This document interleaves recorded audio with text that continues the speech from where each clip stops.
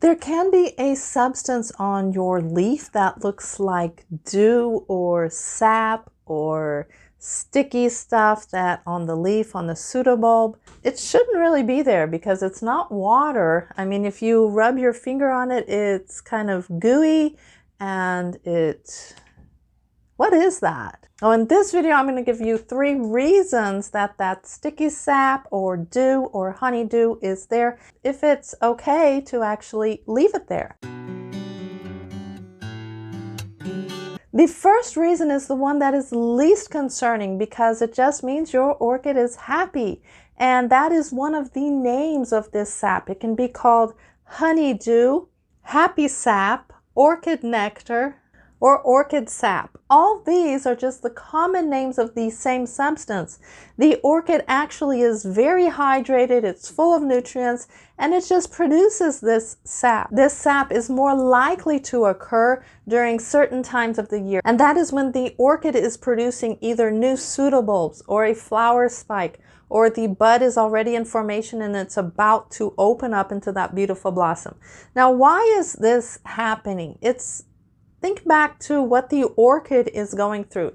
During these active growth stages, your orchid is actually pulling nutrients through the internal structures of the orchid so it can hydrate and take all the nutrients and water and everything that the orchid needs to all the extremities of the orchid. So this orchid will need to be extra hydrated to keep that bud in formation, to keep the bud healthy and opening properly. It actually absorbs more water during this time. So if you are in these active growths, you can water more as long as you're not overwatering.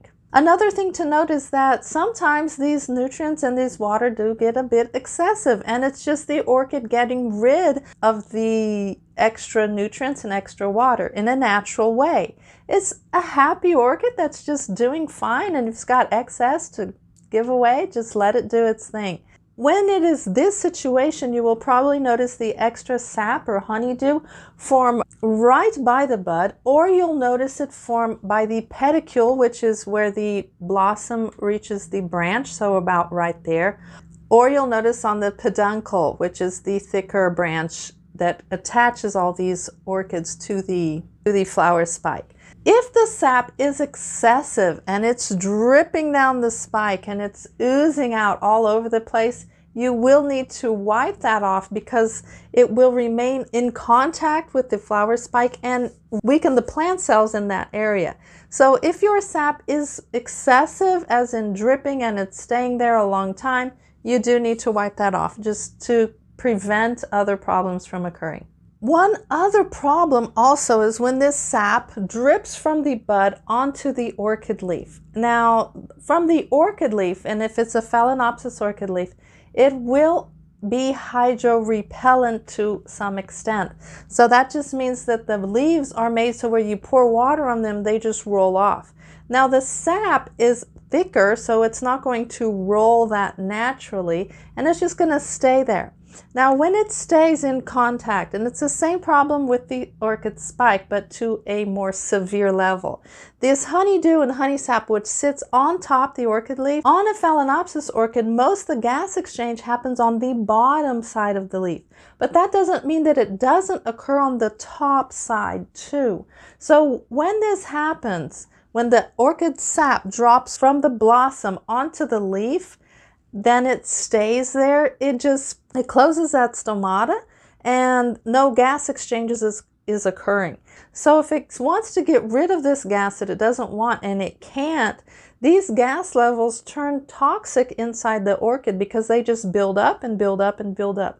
This toxicity, which I cannot say that word, will just grow over time, and that's what kills the plant cell tissue. So the plant cell is now dead. It has something that is on top of it preventing gas exchange, and bacteria just sees that as, hey, this is water, this is nutrients, this is a sticky substance, but there's nothing hindering me from entering this orchid leaf and getting more where there's coming from. So it forms a point of entry for bacteria and fungus and virus and everything else to just attack your orchid. That's the problem with the honeydew or the honey sap or the orchid nectar or the happy dew or anything you want to call it. So if the honeydew becomes a problem in that it's dripping, it's so excessive that it's dripping everywhere, that you need to clean off. The second reason that orchids will produce honeydew or there is sap on your orchid is not really honeydew at all. And this is the disgusting part of orchid care. Orchids attract insects. Insects excrete stuff because they eat stuff. So yeah, that's the technical definition. So this sap actually is not being produced by your orchid. These little drops of what looks like orchid sap is actually, you get it.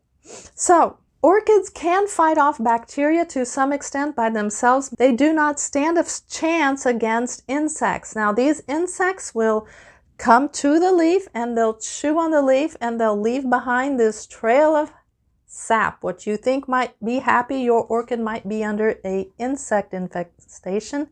Not only will these insects leave behind these excrements that cause in bacteria, these insects will kill your orchid because they're chewing on your orchid leaf ever so slowly. There are 3 insects that actually leave behind this trail of sap, and that is aphids, mealybugs, and scale. So if you see this sap and your orchid is not in bloom, or your orchid does not have a flower spike, or it's not in a phase where it's actually, drinking a lot of water, take a look and see if your orchid is infested with insects, because sometimes they're really hard to see. The third reason your orchid can produce a sap-like substance, and this one you'll see it on the underside of the leaf. It's kind of like the orchid is dropping off extra humidity and has little droplets of sap on the underside. Is your orchid happy? Yes, but it's over happy. It's to the point where it can't stand the state of happiness. But it has too many nutrients, it has too much water. One of the signs can be edema, which will be like little blisters that occur on the top side of your leaf. But sometimes this edema never happens. Sometimes the orchid reacts by producing happy sap that just drips from the underside of the leaf. So in this case, you need to take a look at how much water you're providing your orchid. If it's dripping from the underside of the leaf, it's just trying to get rid of that excess water, and it's doing so at a rate that is still okay. When it cannot bear that much water anymore, the leaf will expand, the tissue will expand, forming these little blisters called edema on the top of the orchid leaf.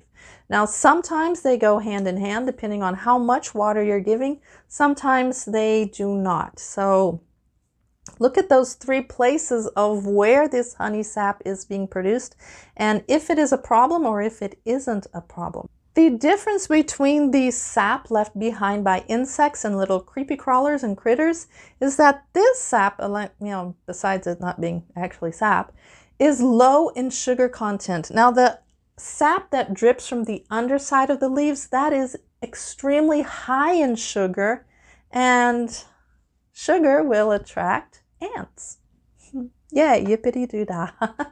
So this high sugar content that drips from here, you need to wipe it off, but ever so carefully, because the underside of the leaf is one of the weakest parts of the leaf. It's one of the most tender parts of the leaf. And I never advise to clean the underside of the leaf, but in this case, where this sap is actually dripping onto the top, it will form under here and drip to this leaf. You really need to get that off. So ever so carefully, and you probably don't want to do this in one day, do the whole orchid the same day. Just wipe it off here, wait a couple hours, or maybe give it some time to get over that being manipulated with, and then wipe the other side. So be careful with the underside of your leaf. On Phalaenopsis, on other orchids, actually the top side of the leaf is one of the most fragile. For all the cases of happy sap, you can just use a wet cloth with water. You do not have to use any products. Actually, on the underside of the leaf, it's best if you don't, and make sure that water is a pH of around 5.5 to 6.5, so you don't hurt the orchid any more than you have to. If this video has provided any kind of help, please give it a thumbs up just so I can have some kind of feedback to know what's going on. And don't stop your orchid care. I do suggest 2 videos. The first one is about why do your orchid roots twist and curl. You can see that one up here. And in this video down here, I talk about hydrogen peroxide and why you should or shouldn't use it. If you want to subscribe to the channel, you can hit the circle in the middle. And thank you so much for watching this video. I hope to see you in the comments below. Happy cultivating!